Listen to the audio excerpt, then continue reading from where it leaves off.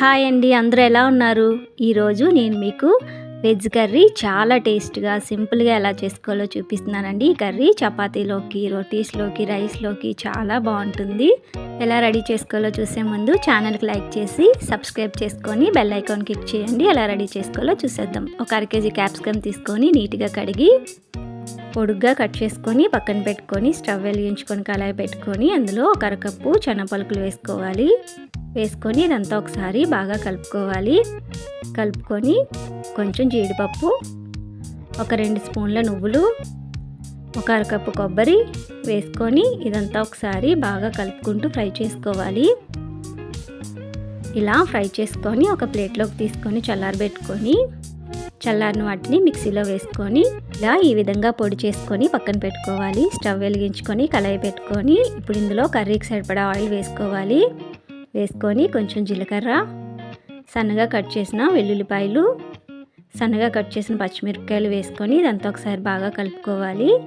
ఇప్పుడు ఇందులో కొంచెం కరివేపాకు వేసుకొని మరొకసారి కలుపుకొని సన్నగా పొడుగ్గా కట్ చేసిన ఆనియన్స్ వేసుకొని ఇదంతా బాగా కలుపుకొని ఫ్రై చేసుకోవాలి.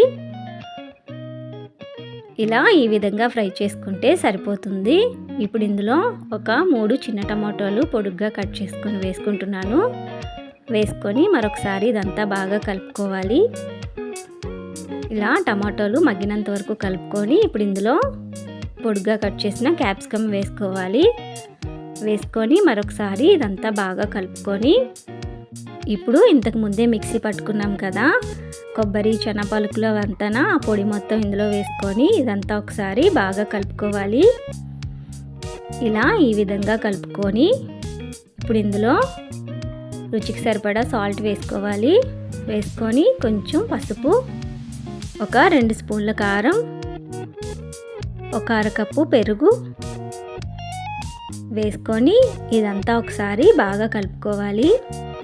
ఈ మసాలాలు, పెరుగు అదంతా బాగా క్యాప్సికమ్కి పట్టేలాగా ఇలా ఈ విధంగా కలుపుకొని గ్రేవీకి తగ్గ వాటర్ వేసుకొని ఇదంతా ఒకసారి బాగా కలుపుకోవాలి.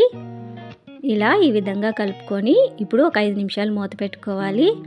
5 నిమిషాల తర్వాత మూత తీసి చూసినట్లయితే కర్రీ మొత్తం ఉడికి ఇలా దగ్గర పడి ఉంటుంది కదా. ఇప్పుడు ఇందులో కొంచెం ధనియాల పొడి, కొంచెం గరం మసాలా, కొంచెం కొత్తిమీర వేసుకొని ఇదంతా ఒకసారి బాగా కలుపుకోవాలి. క్యాప్సికమ్ చాలా త్వరగానే ఉడికిపోతుంది. ఇదంతా ఒకసారి బాగా కలుపుకొని మరొక 5 నిమిషాలు మూత పెట్టుకోవాలి.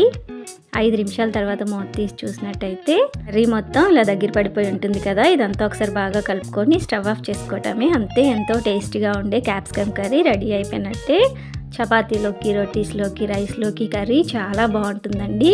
దీని టేస్ట్ మీకు చాలా నచ్చుతుంది. మీ ఇంట్లో తప్పకుండా ట్రై చేయండి. ఈ వీడియో నచ్చితే లైక్ చేయండి.